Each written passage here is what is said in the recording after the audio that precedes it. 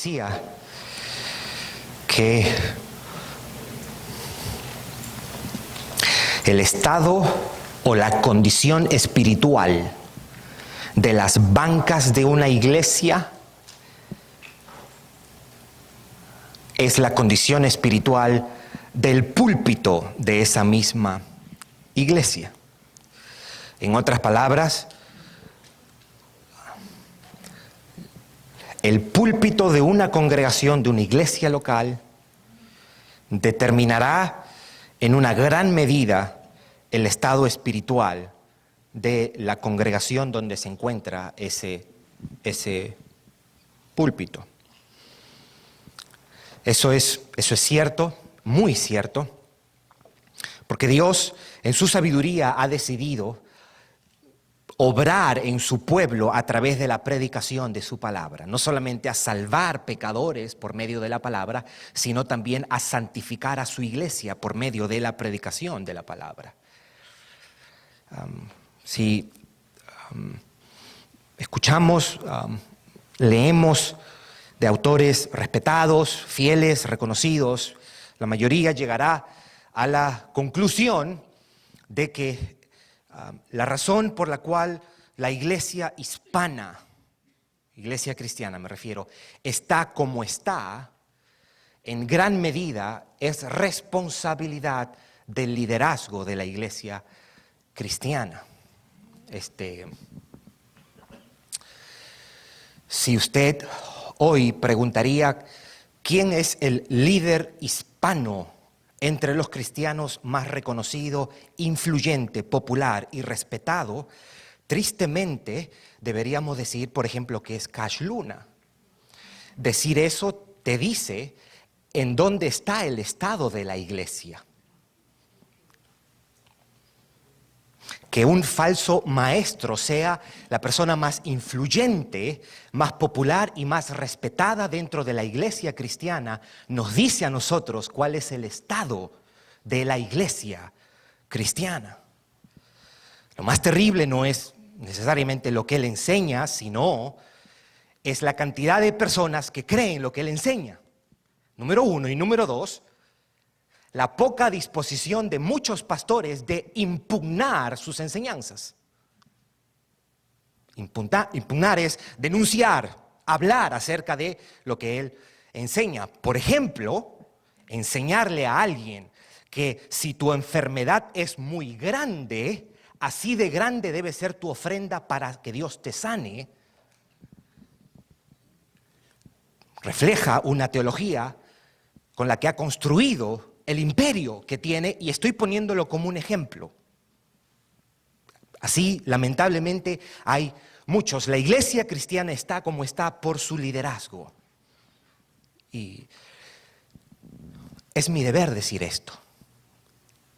En particular, decir esto a las ovejas que pertenecen a esta congregación.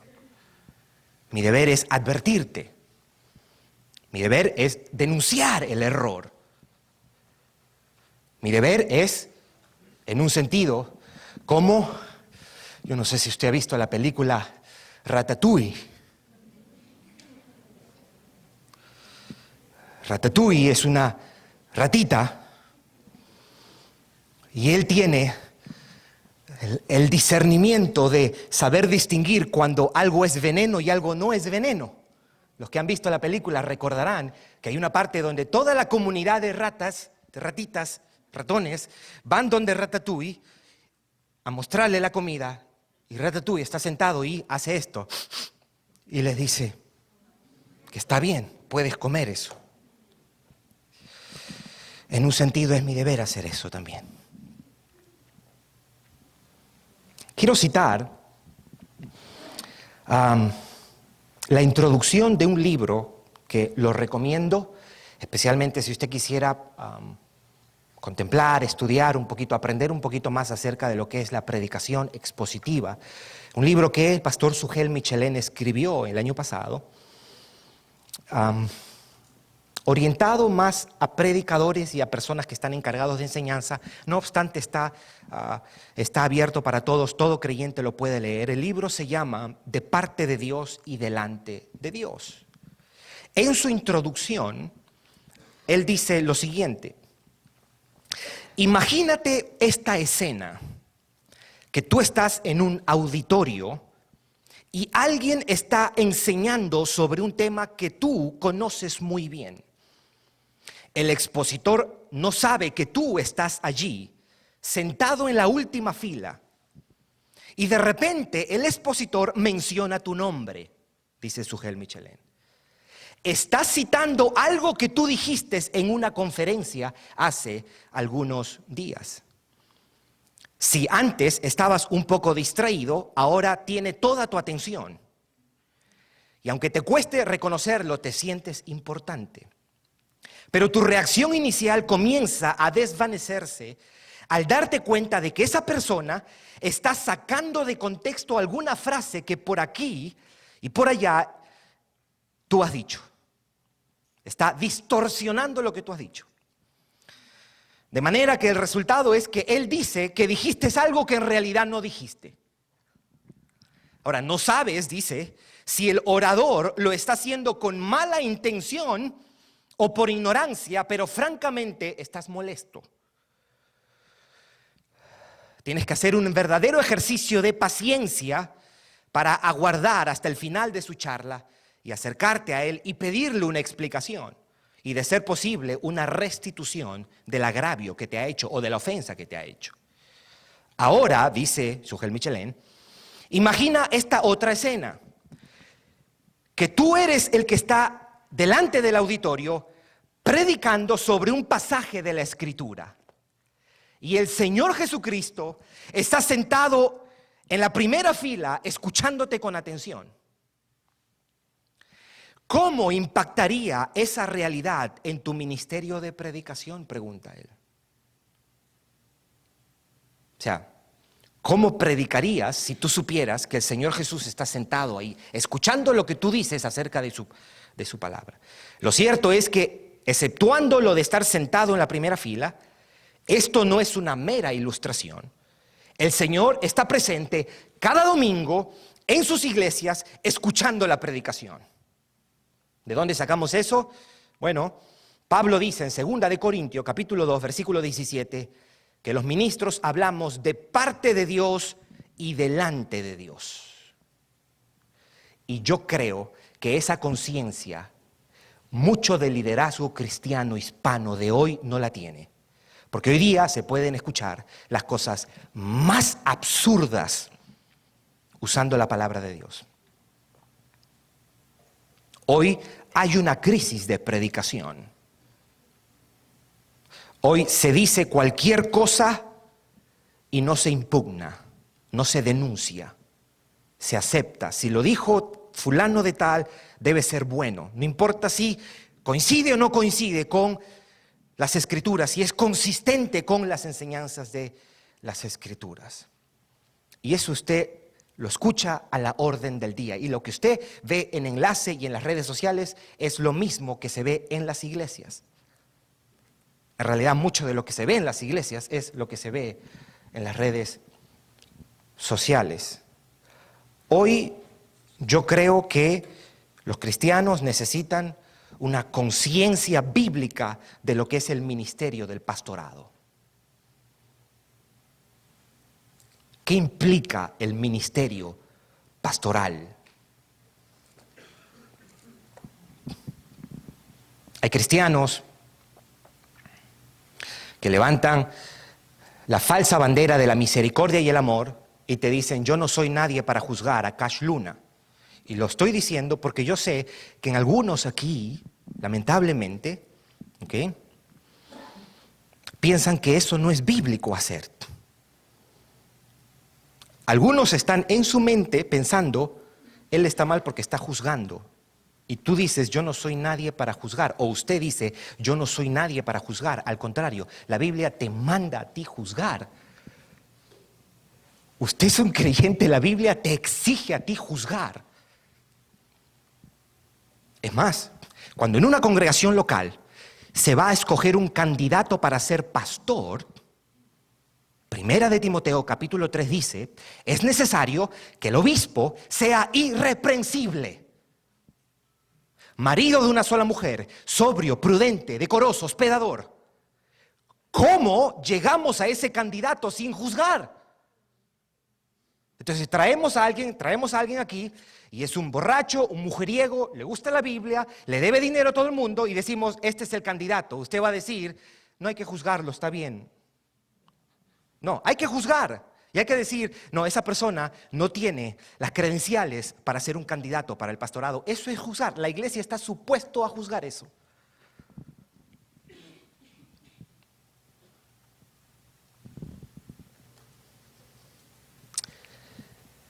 Hoy,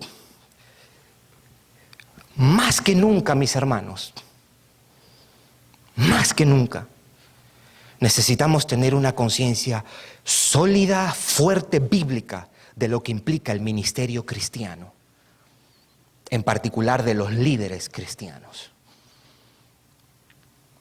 Y sí, mi hermano, mi hermana, que está de visita de repente, usted está llamado a juzgar y sobre todo a juzgar lo que sale de la boca de un predicador.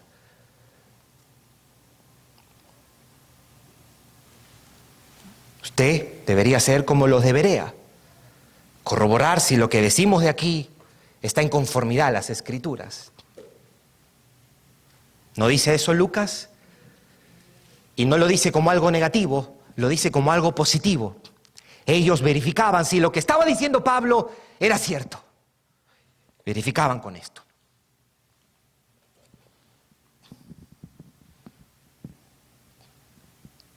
Si yo digo aquí algo que no está sustentado por las Escrituras, usted tiene el derecho y el deber de decir, yo no puedo creer eso.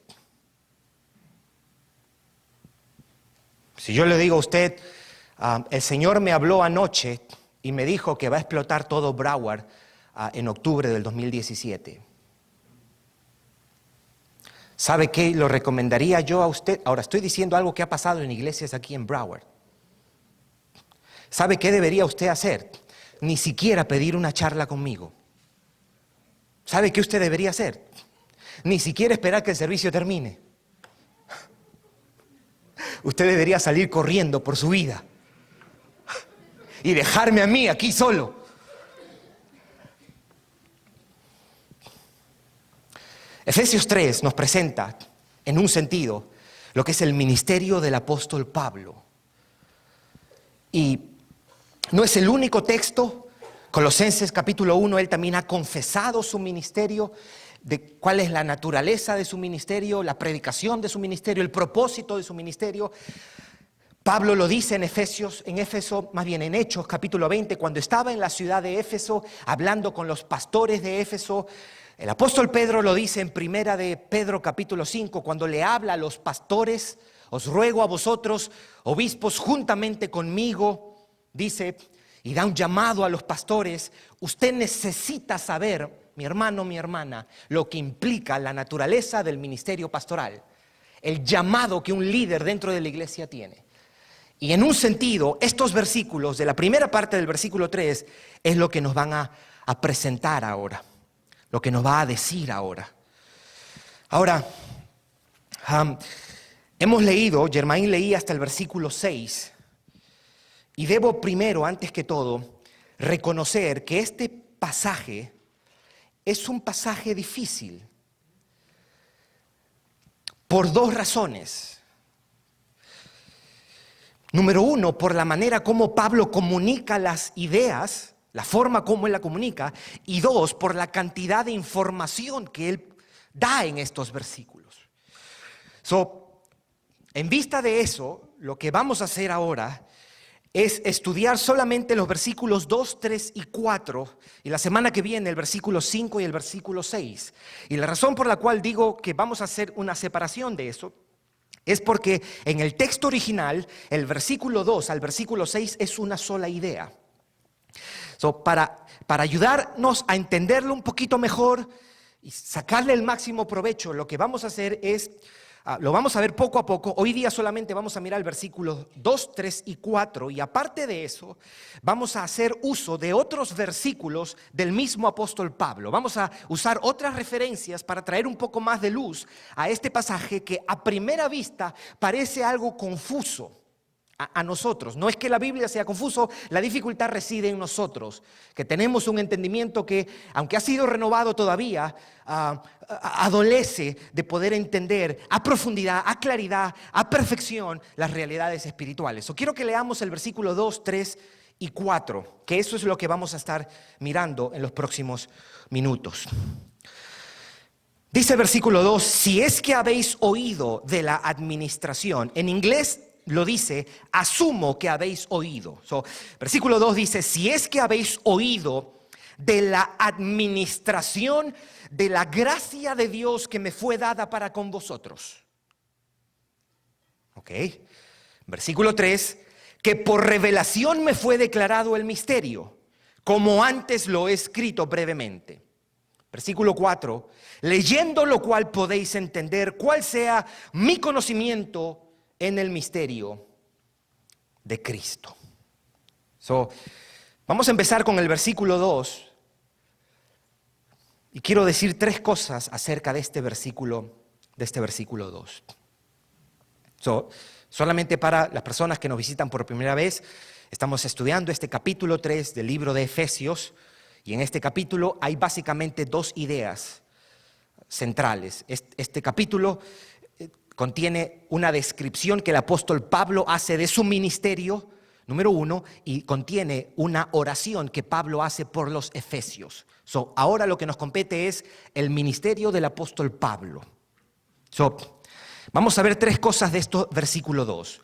Número 1 dice, si habéis oído acerca de la administración, número 1. Número 2, de la gracia de Dios. Y número 3, que me fue dada para con vosotros. Dice ahí, si es que habéis oído de la administración. En otras palabras, Pablo está diciendo, he recibido un encargo de administrar algo. Si usted ha leído la epístola, las cartas que escribe el apóstol Pablo, usted se dará cuenta y podrá reconocer que él se entiende, él sabe que él mismo es un apóstol, quiere decir que es un enviado de parte de Dios, pero él también se ve como un embajador. Una vez dijo, yo soy un embajador en cadenas. También él se miraba como un esclavo de Jesucristo. La versión Reina Valera no le hace justicia porque lo traduce como siervo de Jesucristo. La palabra doulos quiere decir un esclavo. Es decir, Pablo se miraba como un esclavo del Señor Jesucristo. También en el versículo 1 de este mismo capítulo, Pablo se llamaba así un prisionero de Jesucristo. Era un apóstol, un embajador, un esclavo de Jesucristo, un prisionero de Jesucristo, pero ahora él se mira como un administrador. Él entiende que la naturaleza de su tarea apostólica es ser un administrador. Ahora, para entender mejor eso, vamos a definir qué es un administrador. Una definición sencilla pudiéramos decir esto. Es una persona, un administrador, que ha recibido un encargo, ha recibido la responsabilidad de supervisar algo o bienes, de organizar, de cuidar y distribuir. Esta palabra tiene la connotación de alguien que trabajaba en una familia y se encargaba de los bienes de la familia. Un administrador es alguien a quien se le ha confiado algo a cuidar, a supervisar y a repartir. Soy un administrador, dice Pablo. Si es que habéis oído de la administración, y sigue diciendo de la gracia de Dios. ¿A qué se refiere Pablo cuando dice la gracia de Dios? Él está hablando del mensaje de la gracia de Dios, el anuncio de lo que Dios ha hecho en la persona de Jesucristo para salvar a los pecadores. Dice, si es que habéis oído de la administración de la gracia de Dios, y sigue diciendo que me fue dada para con vosotros. ¿Qué se refiere Pablo con que me fue dada para con vosotros? Lo que él está diciendo es que este encargo que él recibe, este ministerio que él recibe, esta administración, esta comisión que él recibe, está enfocada para ser llevada a los gentiles. ¿Quiénes son los gentiles? Todos aquellos que no sean judíos. Pablo sabía que su tarea era predicarle a los gentiles. En varios textos él lo dice, quiero citar un par de ellos. Por ejemplo, en Gálatas 1:15-16 dice que Dios lo apartó desde el vientre de su madre y lo llamó para que predicase a los gentiles. Pablo sabía que Dios lo había llamado a él para predicar y predicarle a los gentiles. En Gálatas capítulo 2, versículo 9, dice que se le ha encomendado el evangelio de la incircuncisión y que a Pedro se le había encomendado el evangelio de la circuncisión. Queriendo decir, Pablo es enviado a los gentiles, Pedro es enviado a los judíos. En Hechos 22-21, por ejemplo, dice que el Señor le había dicho a él: ve, porque yo te enviaré lejos a los gentiles. Lo que este versículo está comunicando, esta parte, si es que habéis oído de la administración de la gracia de Dios que me fue dada para con vosotros, es que la naturaleza del ministerio de Pablo es la administración de un mensaje. Ahora, a este mensaje en el versículo 3 se le llama un misterio, y después vamos a ver eso. Pablo se ve a sí mismo como el administrador de un mensaje. Esto es importante que usted lo entienda. Pablo ve su ministerio como alguien que se le ha confiado un mensaje y él es un administrador de este mensaje. Podemos decirlo así: Pablo era administrador del misterio de la gracia de Dios en Jesucristo. Es por eso que Pablo viajó por toda Asia, por Europa, para distribuir este mensaje, para comunicar este mensaje. Por eso Pablo corregía cuando el mensaje era mal enseñado y cuando el mensaje era mal entendido. Pablo se miraba como un administrador. Por eso es que Pablo denunciaba el error y el engaño. ¿Por qué? Porque él se miraba a sí mismo como un administrador. Ahora, estos versículos, como dije, es una manera un poco difícil de entender. Si Pedro decía que Pablo escribía cosas difíciles, ¿qué nos queda a nosotros, verdad? Pero tenemos el Espíritu Santo y tenemos todas las Escrituras que nos pueden ayudar. Vamos a traer un par de versículos, ¿ok?, del mismo apóstol Pablo, para que nos traiga un poquito de luz con respecto a este versículo 2. Hay dos versículos que me gustaría citar y que usted lo pueda buscar y podamos leerlo. El primero está en 1 Corintios capítulo 4. El segundo está en Colosenses 1, 24 al 26. 1 Corintios capítulo 4, usted se va a dar cuenta que el apóstol Pablo ha comunicado esto mismo en otras ocasiones. Lo primero que vamos a ver, 1 Corintios capítulo 4, versículo 1. Escuche lo que dice: así pues, téngannos los hombres por servidores de Cristo y administradores de los misterios de Dios. ¿Lo vio? Pablo dice: nosotros los apóstoles y otros servidores somos administradores, pero administramos algo. No administramos vacas, ni tierras, ni dinero. Administramos, ¿qué dice ahí? Los misterios de Dios. Este misterio es un mensaje. Vamos a Colosenses capítulo 1, versículo 24 y 26. Eso lo vimos el año pasado cuando estábamos estudiando el libro de Colosenses. Usted se va a sorprender porque Colosenses es un texto paralelo al escrito de Efesios. Pablo escribe esta carta y la de los Colosenses junto con la de los Filipenses y la de Filemón, estando él preso. Dice el versículo 24: ahora me gozo en lo que padezco por vosotros y cumplo en mi carne lo que falta de las aflicciones de Cristo por su cuerpo, que es la iglesia. Versículo 25, de la cual fui hecho ministro o servidor, según la que dice administración, ¿de quién? De Dios, que me fue dada, ¿para quién? Para con vosotros. ¿Se da cuenta que él está diciendo exactamente lo mismo que dice en Éfeso, a los Efesios? Dice versículo 25, de la cual fui hecho ministro según la administración de Dios que me fue dada para con vosotros. ¿Quiénes son vosotros? Son los gentiles. ¿Y de qué trata esa administración? Para que anuncie. ¿Cómo lo debo anunciar? Cumplidamente la palabra de Dios.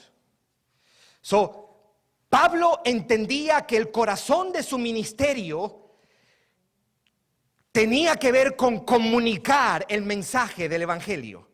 En el centro de su llamado como predicador estaba la responsabilidad de anunciar este mensaje. El versículo 26 dice, el misterio que había estado oculto desde los siglos y edades.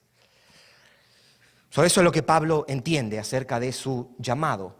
Dios me ha dado el encargo de administrar un misterio, un mensaje, y eso lo cumplo mientras yo lo predico a los gentiles. Antes de resumir el versículo 2, me gustaría que preste atención a la primera parte de este versículo en Efesios, del versículo 2, porque dice algo que muchos comentaristas no se han podido poner de acuerdo, porque es extraño que él dijera esto.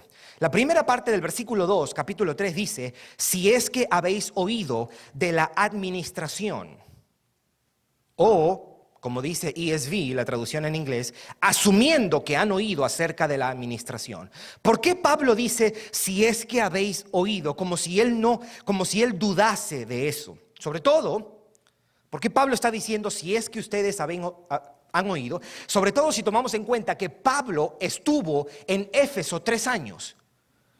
Él predicó en la iglesia de Éfeso por 3 años. En realidad, Pablo estuvo en Éfeso el mayor tiempo que había estado en cualquier otro lugar.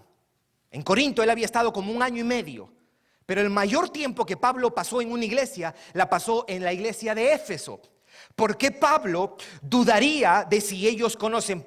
¿Por qué no está 100% seguro de que los efesios saben de su llamado y saben de su apostolado? Y algunos comentaristas explican esto argumentando de que aunque Pablo estuvo 3 años en Éfeso, hasta el tiempo que Pablo escribió esta carta ya había pasado algún tiempo, y a esa iglesia habían llegado muchos otros creyentes que no conocían al apóstol Pablo. Esa es una de las explicaciones que se da. Quiero resumir el versículo 2 antes de pasar a mirar los 2 versículos siguientes, el 3 y el 4. Lo que Pablo está diciendo es, yo Pablo he recibido un ministerio, un encargo, y es de administrar o enseñar el mensaje del evangelio a ustedes los gentiles. Este encargo que Pablo tiene es enseñar o proclamar un misterio. Lo podemos poner como para que rime un poco. Mi ministerio es anunciar un misterio a los gentiles. Eso es lo que está diciendo Pablo. Mi ministerio, mi labor, es anunciar un misterio a ustedes los gentiles. El misterio es el mensaje. Ahora, habíamos dicho que la palabra administrador implica recibir un encargo y distribuirlo. ¿Cómo Pablo recibe ese misterio y cómo él lo distribuye? El versículo 3 y 4 nos dan un poco de idea acerca de eso. Versículo 3 y 4, leámoslo juntos. El versículo 3 y el 4. Que por revelación me fue declarado el misterio, dice, como antes lo he escrito brevemente, leyendo lo cual podéis entender cuál sea mi conocimiento en el misterio de Cristo. Ante la pregunta, ¿cómo recibe el encargo el apóstol Pablo? Él lo recibe por declaración, por revelación. Eso es lo que dice el versículo 3, que por revelación me fue declarado el misterio. ¿Cómo es que recibe él esta encomienda, esta administración, este mensaje? Él lo recibe por revelación. No es que él se sentía muy erudito, no es que él se sentía muy estudioso o muy bueno, no es que él haya hecho méritos para recibirlo. Dios se lo dio por revelación. ¿Y cómo lo distribuye? ¿Cómo es que el apóstol Pablo distribuye este misterio, este mensaje? Bueno, el mismo versículo nos dice, versículo 3 dice, como antes lo he escrito brevemente, leyendo lo cual podéis entender cuál sea mi conocimiento en el misterio de Cristo. Él lo ha distribuido en la enseñanza que él ha hecho, en lo que ha predicado y sobre todo en lo que él ha escrito, en las epístolas. El apóstol Pablo escribió 13 cartas. Él distribuye este misterio, este mensaje a través de lo que él ha escrito. Como un buen administrador, él ha entregado ese mensaje por medio de las cartas que él escribió. Ese conocimiento que él tenía de ese misterio, ellos lo podían verificar porque él escribía eso. Quiero solamente resumir estos 3 versículos y a partir de ahí hacer algunas observaciones. Si queremos resumir lo que está diciendo el apóstol Pablo en los versículos 2, 3 y 4, deberíamos decirlo de esta manera. En un español contemporáneo 2017, no en un griego koiné del siglo I, como se escribió esto. Por eso es que la traducción, hay veces, por ser fiel a los textos, hay veces no es muy dinámico para nosotros leerlo, pero a la luz de lo que él ha escrito en otras cartas y a la luz del pensamiento de Pablo, uno puede llegar a la conclusión, o el resumen es: Pablo dice que ha recibido el encargo de administrar el mensaje de la gracia de Dios. Pablo dice que ha recibido el encargo de administrar el mensaje de la gracia de Dios para comunicarlo, y él se lo ha entregado a los gentiles. Ese mensaje de la gracia de Dios en Cristo es un misterio. O sea, a ese mensaje se le llama un misterio. Él, el apóstol Pablo, se ve a sí mismo como un administrador de ese misterio. Él ha recibido ese encargo de enseñar, proclamar, predicar el evangelio de Cristo y sus profundos beneficios y sus gloriosos efectos. Eso es más o menos un resumen sencillo de lo que encontramos en los versículos 2, 3 y 4. Dice: si es que habéis oído de la administración de la gracia de Dios que me fue dada para con vosotros, que por revelación me fue declarado el misterio, como antes lo he escrito brevemente, leyendo lo cual podéis entender cuál sea mi conocimiento en el misterio de Cristo. Él se ve a sí mismo como un administrador de ese misterio y su llamado es llevar ese misterio a los gentiles. Ahora, qué bien. ¿Y de qué me sirve eso? Si usted se está preguntando eso, está bien que se pregunte eso, ¿verdad? ¿Cómo me ayuda a mí estudiar este pasaje? O sea, ¿qué beneficio le puedo sacar a este pasaje? ¿Cómo los cristianos, hispanos, del sur de la Florida, en particular de Día de Adoración, cómo nos beneficiamos de este texto? ¿O cuáles son las implicaciones prácticas de esto lo que nosotros? O quiero dar 3 implicaciones o 3 aplicaciones prácticas acerca de esto que acabamos de leer. La primera es esto. La primera implicación de lo que acabamos de leer. Los pastores deben tener el mismo sentir de Pablo. ¿Por qué? Porque los pastores en el Nuevo Testamento también somos llamados administradores. La primera implicación, antes que ustedes, para mí, aquí en este contexto. Los pastores debemos tener el mismo sentir de Pablo, porque en las Escrituras, en el Nuevo Testamento, a los pastores también se nos llama administradores. Quiero leer solamente, eso está en Tito 1:7. Es necesario que el obispo, episcopos o pastor, así se llamaban a los pastores, sea irreprensible como administrador de Dios. Ahí está. Compara, iguala al pastor como un administrador de Dios. Y si tomamos en cuenta el texto que hemos leído hace un momento en 1 Corintios 4, el versículo siguiente dice: se requiere de los administradores que cada uno sea hallado fiel. Los pastores debemos recordar que también somos administradores y que nuestra labor es administrar el misterio, el mensaje que se nos ha confiado. Tenemos una gran responsabilidad los pastores de comunicar el mensaje, y no solamente más nos vale que lo hagamos, sino que lo hagamos bien, mis hermanos.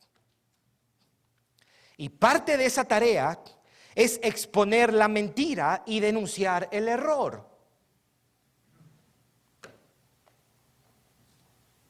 Eso es crianza 101.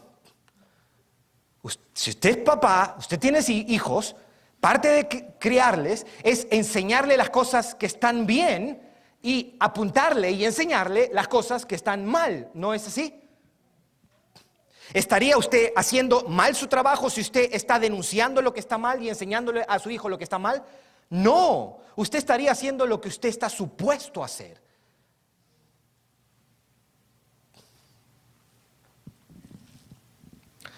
Un pastor no solo debe ser fiel en cuanto a su carácter, también debe ser fiel en cuanto a lo que enseña. Debe ser fiel al texto, fiel al mensaje que va a comunicar para ser un administrador fiel. El pastor no puede agarrar un texto y violentarlo y sacar cualquier cosa para justificar una enseñanza. Y eso es moneda corriente hoy día. Mis hermanos, eso es moneda corriente. La más clásica es la de las 5 piedras de David. David agarró 5 piedras y le tiró una piedra a Goliat, le cayó acá y se cayó y mató a Goliat. Entonces, la enseñanza es de muchos predicadores, las 5 piedras. La piedra de la alabanza.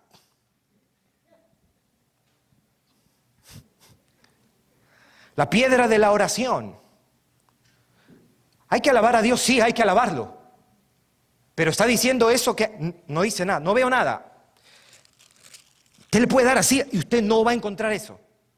En 1 Samuel 17. La piedra de la perseverancia. Y con última, la sacan del parque, la piedra de la ofrenda. O sea, trae tu ofrenda si tú quieres vencer a tu Goliat. ¡Qué habilidad! ¡Wow! ¿De dónde sacaron estos tipos eso? ¡Ay, Señor! Oh, esto sí, a esto, pobrecito, el Filipenses 4:13 está bien desgastado y lo han usado mal. ¿No? En nombre de eso, se le dice a la gente, haz todo lo que tú quieras. ¿Por qué? Porque todo lo puedo en Cristo que te fortalece. Endeúdate, Dios va a proveer. Sí, pero no tengo trabajo, no importa, porque todo lo puedo en Cristo que fortalece. Abre un negocio, pero no tengo plata, no importa. No sé qué vender, no soy negocio, no importa. Todo lo puedo en Cristo que me fortalece. El otro día hablábamos de eso, ¿verdad? En el estudio bíblico. Decíamos que cuántos negocios se hubiesen evitado y tanto si se lee bien Filipenses 4:13. No, el pastor no está supuesto a venir, a agarrar algo y hacer que diga algo para intereses propios o para manipular algo.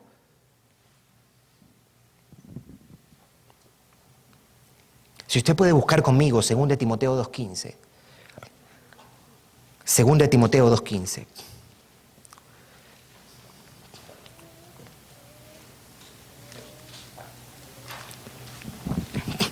El apóstol Pablo le está hablando a un pastor aquí. El pastor se llama Timoteo. Y escuche lo que le dice con respecto a su llamado.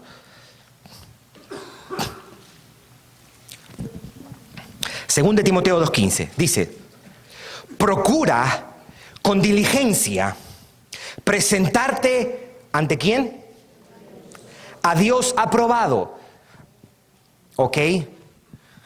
¿Cómo, Pablo? ¿Qué hago? Ok, ya sé que tengo que presentarme ante Dios como un obrero aprobado. Soy un pastor. ¿Y cómo hago eso? Como obrero de que no tiene de qué avergonzarse, que no tiene de qué avergonzarse. Ok, no me voy a avergonzar. ¿Cómo hago eso?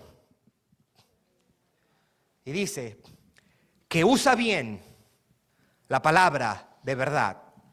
Una implicación práctica es, si hay una manera de usar la palabra bien, quiere decir que hay una manera de usarla mal, ¿no? Lo que le está diciendo el apóstol Pablo a este pastor es, cuando tú prediques la palabra, úsala bien, Timoteo. No agarres y saques cosas fuera de contexto, Timoteo. Úsala bien, porque tú eres un administrador de ese mensaje y más te vale enseñarlo bien.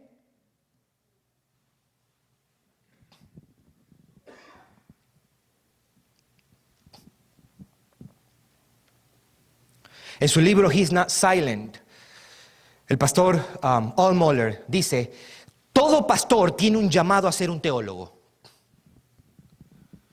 Porque si de eso se trata el ministerio cristiano, enseñar,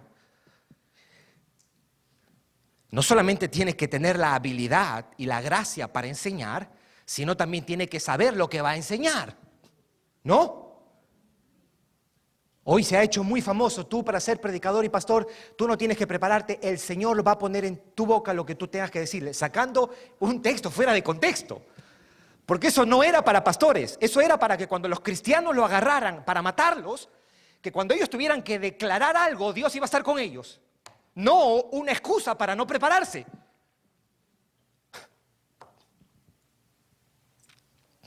Número 1, los pastores deben tener el mismo sentir de Pablo.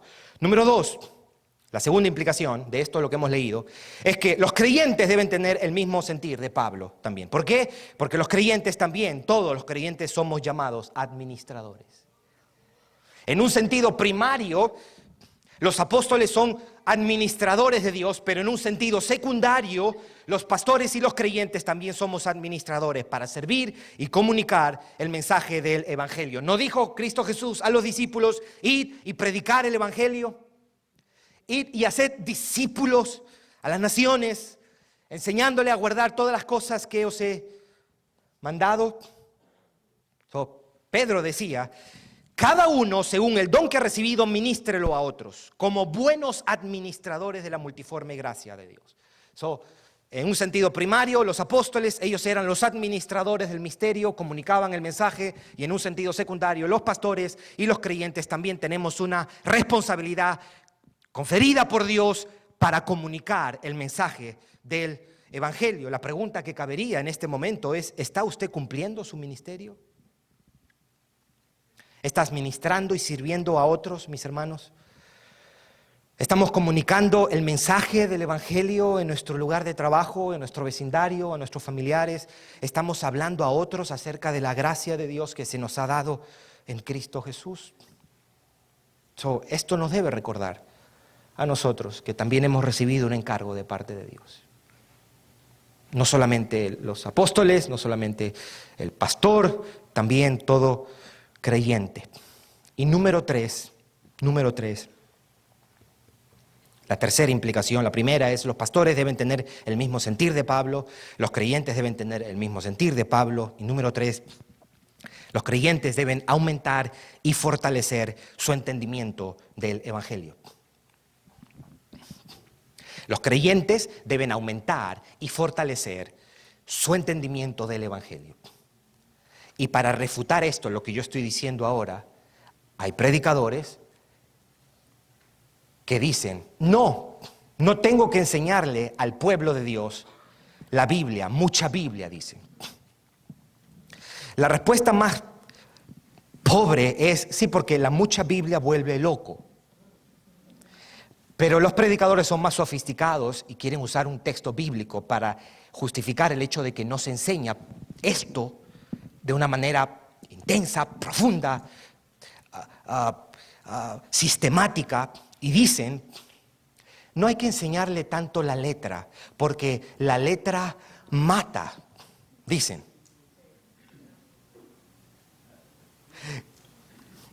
Pobrecito, 1 Corintios 3, lo sacaron fuera de contexto y lo dijeron hacer decir algo que Pablo no quiso decir.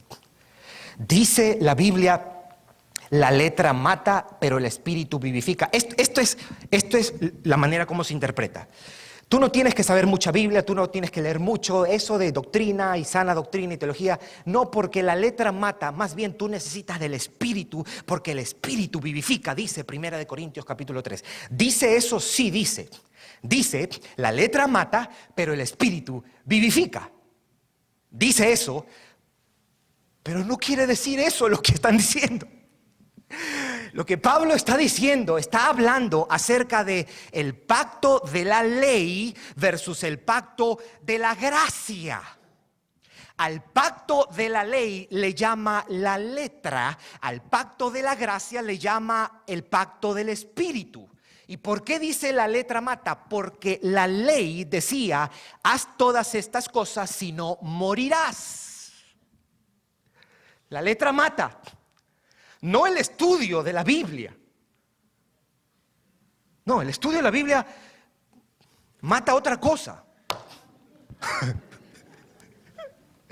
Y el Espíritu vivifica porque el pacto de gracia por medio del Espíritu trae vida y perdón de pecados. De ahora en adelante, si yo algún día le digo, no estudie mucho porque la letra mata, usted sáquese un zapato y me lo tira.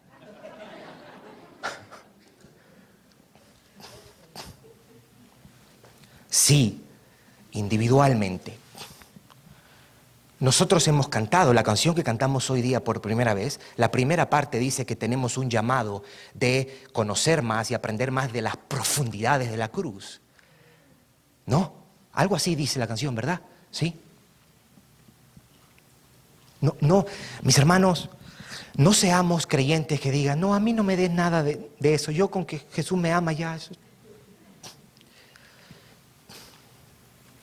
Si estaríamos diciendo eso, estaríamos diciendo, ¿sabes qué, Señor?